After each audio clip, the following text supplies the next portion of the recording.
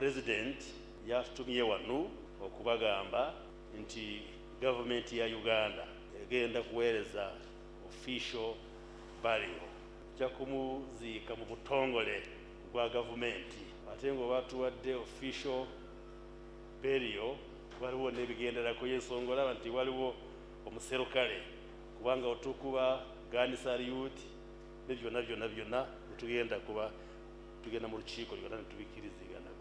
Abantu baffe nga balowooza nti twali kkubo abadde mwanguka nnyo okujja okubeera nabo okutema ekkubo, n'olwekyo tuzze okwebaza Katonda otuwa omukisa nti mu bulamu bwaffe bwe tunaagaana okukola ebituufu si lwakubanga twabitegeera, y'omu ebbanga lyonna ababadde babulira abantu ekituufu ekirina okukolebwa.